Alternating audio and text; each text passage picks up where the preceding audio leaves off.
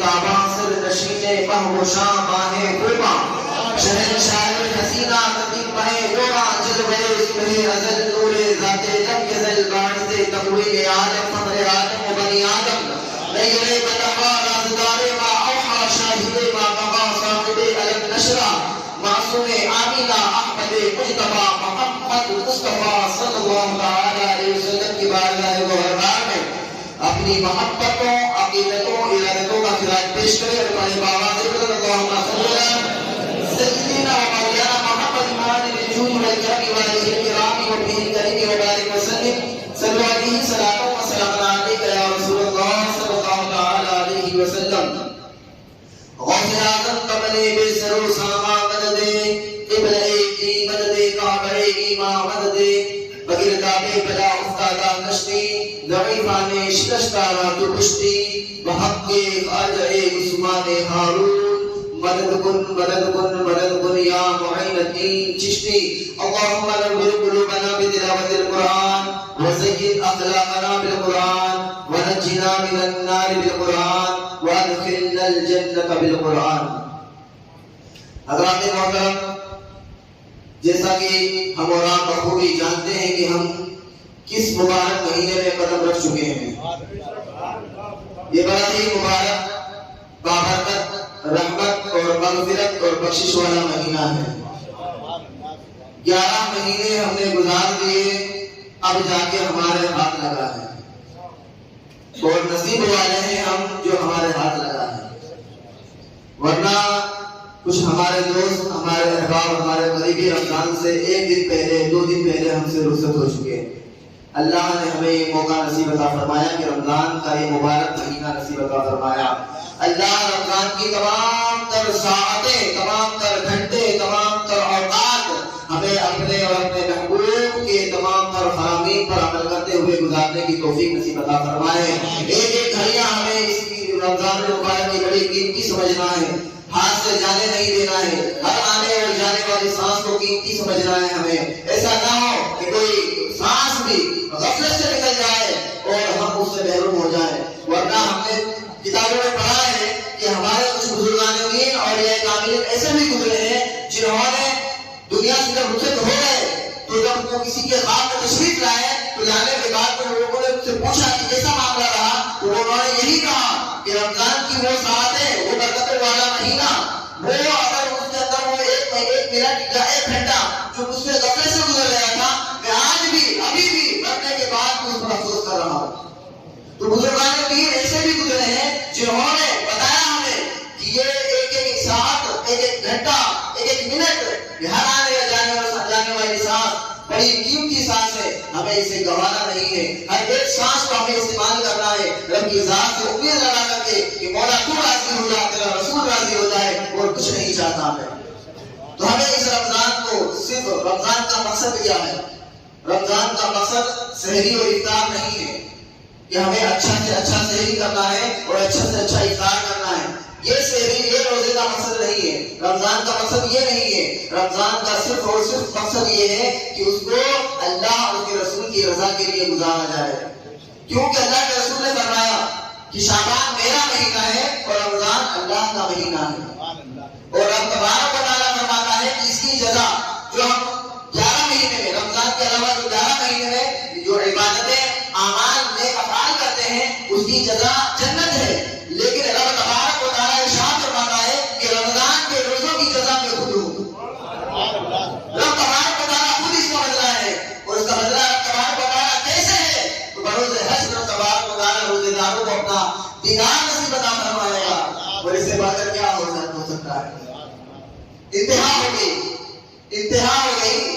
جنت کا طلبگار میں انسان جنت کی طرف ہے، نیک اعمال کرتا ہی ہے، لیکن جب اسے اس کام کے بارے میں آگاہ کر دیا جائے کہ اگر تو یہ کام کرے گا، تو نوافل پڑھے گا، تجھے رب کا دیدار نصیب ہوگا، تو بتاؤ کیا معاملہ ہوگا؟ یہ تو انتہا ہو گئی نا. رب کا دیدار نصیب ہو گیا، اب کیا چاہیے؟ جنت بھی نہیں چاہیے، رب کا دیدار ہو گیا ہے. ارے خالق کے جنت کا دیدار ہو گیا تو جنت کی کس کو پرواہ ہے؟ وہ جنت کی طرف تو ہم عمل کرتے ہی نہیں ہے. ہم تو عمل اس لیے کرتے ہیں کہ مولا تو راضی ہو جائے، تیرا رسول راضی ہو جائے، باقی کچھ نہیں چاہیے. پھر تو جنت ملنا ہی ہے، بڑی غلط بات ہے. لیکن رب کو راضی راضی کرنا ہے، اصل مقصد یہ ہونا چاہیے۔ رمضان کا اصل مقصد کیا ہے؟ روزے کا اصل مقصد کیا ہے؟ تو رب کو راضی کرنا ہے۔ کیا کرنا ہے؟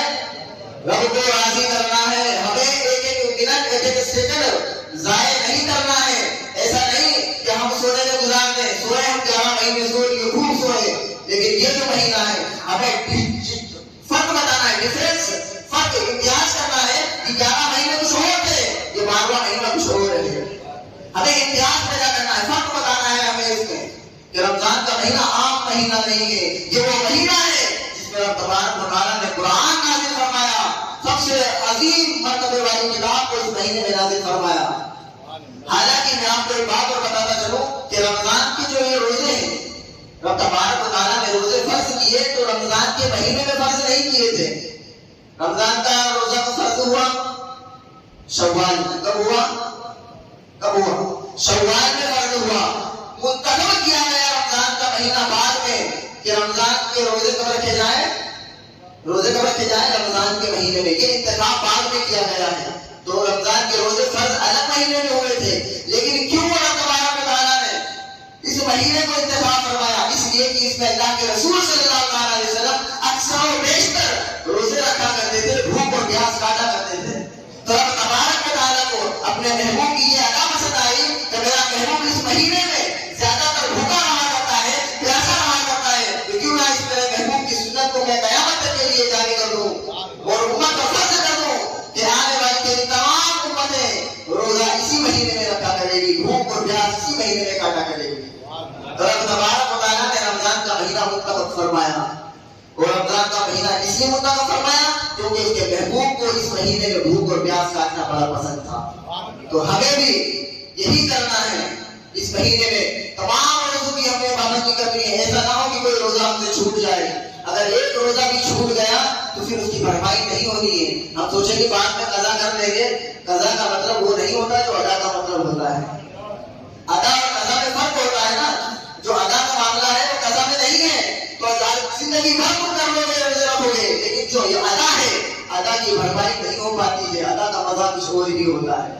تو رمضان میں 30 روزے ہمیں پورے رکھنا ہے انشاءاللہ، تو 30 پورے روزے رکھنا ہے انشاءاللہ، اور نمازوں کی بالکل پابندی کرنا ہے۔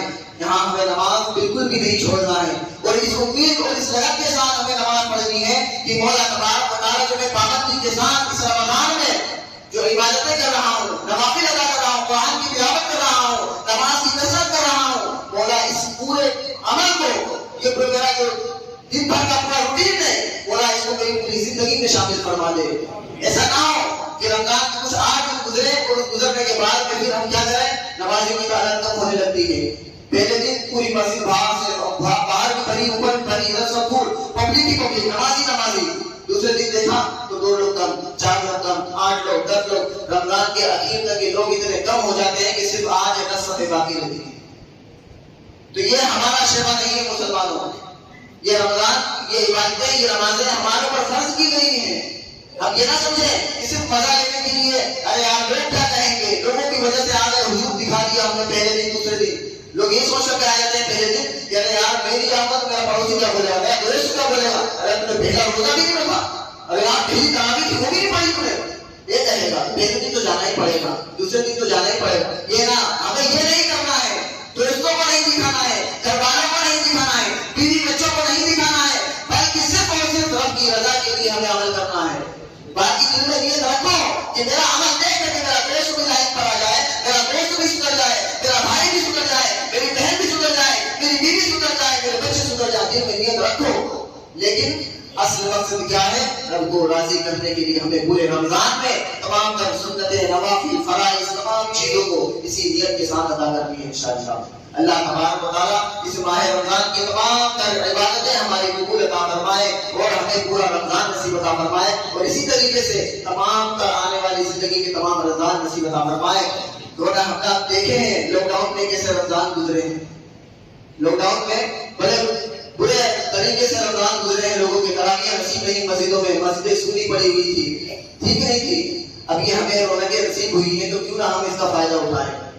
برا کرنا چاہے تو محروم کرنا چاہے تو پھر کس طریقے سے محروم کرتا ہم نے کورونا میں دیکھ لیا، لاک ڈاؤن کے درمیان ہم نے دیکھ لیا۔ اب بھی کچھ لوگ میرے بھائی لوگ میں اس سے گزارش کروں گا ہاتھ جوڑ کر کے کہ وہ یہ نہ سوچے کہ یار میرے بیوی بچوں کو کون پالے گا, مجھے کام پہ جانا, میں روزہ نہیں رکھ سکتا, یہ بہانہ نہیں چلے گا قیامت کے دن. اتنا بطش ربک لشدید, تیرے رب کی پکڑ بہت سخت ہے, یہ بہانہ نہیں چلنے والا وہاں پر کہ میرے بیوی بچوں کو کون پالے گا. تیری اوقات کیا ہے میرے بھائی, تیری اوقات کیا ہے کہ تو بیوی بچوں کو پالتا ہے؟ پالنے والی ذات رب کی ہے, وہ رب العالمین ہے, وہ تیرے بچوں کو پالتا ہے, بیوی کو پالتا ہے, پورے خاندان کو پالتا ہے. تیری اوقات کیا ہے؟ تجھے تو اس نے ذریعہ بنایا ہے, وہ چاہے تو نہ جانے کتنے لوگوں کے سائے باپ کا سایہ سر سے اٹھ چکا ہے, لیکن اولاد پیروں پر کھڑی ہے, رزق پا رہی ہے, باپ بھی نہیں ہے کسی کے تو پورے, لیکن وہ لوگ اپنی زندگی گزار رہے ہیں دنیا میں. تو کون ہے ان کا رکھوالا؟ وہ رب رکھوالا ہے, وہ رب خالق ہے, وہ دینے والا ہے, وہ رزق دینے والا ہے, وہ رزاق ہے. تم کیوں اپنے آپ پر ذمہ لیے ہوئے ہو کہ میں یہاں عبادت نہیں کر سکتا, میں نماز میں نہیں جا سکتا, مجھے فلاں جگہ پر ڈیوٹی پر جانا ہے, رات کو میری نائٹ ڈیوٹی ہے, میری صبح میں ڈیوٹی ہے, میں کام پر جاؤں گا, میں روزہ نہیں رکھ سکتا, میں نماز نہیں پڑھ سکتا. یہ بہانہ تم اپنے دوستوں کے سامنے کر سکتے ہو, لیکن رب کے سامنے یہ بہانہ نہیں چلنے والا. تمام کا کام میں چھوڑ دو, یہ نہ سوچو کہ میرے بیوی بچوں کو کون پالے گا. ہمیں ایک پریکٹیکل دکھ رہا ہے لاک ڈاؤن کے درمیان اور کورونا کے درمیان کہ سب لوگ گھر میں بیٹھے ہوئے تھے, اس کے باوجود روزے رکھے گئے, تراویح پڑھی گئی, لیکن اس کے باوجود لوگوں کو رزق برابر پہنچتا رہا. یہاں تک کہ رزلٹ بعد میں یہ بھی آیا, لوگوں نے یہاں تک کہا کہ حضرت عام دنوں میں جتنا ملتا ہے نا اس سے زیادہ رمضان میں ملا ہمیں, لاک ڈاؤن کے درمیان ملا ہمیں. تو کھلانے والا وہ ہے, ہم کیوں فکر کر رہے ہیں؟ اتنے کی فکر کریں جتنے کی ہو سکے, بس زیادہ اتنی نہ کرو کہ تم نمازیں بھی چھوڑ دو, روزے بھی چھوڑ دو, تراویح بھی چھوڑ دو, تمام عبادات کو پیٹ پیچھے رکھ دو. نہیں, اتنی فکر مت کرو, تم رزق کی دینے والا وہ ہے, وہ دے گا, تم اس کی فکر نہ کرو. تم صرف عبادت پر دھیان لگاؤ, روزے رکھو, تراویح پڑھو, نماز ادا کرو, قرآن کی تلاوت کرو, اور گھر میں ایک ماحول بناؤ.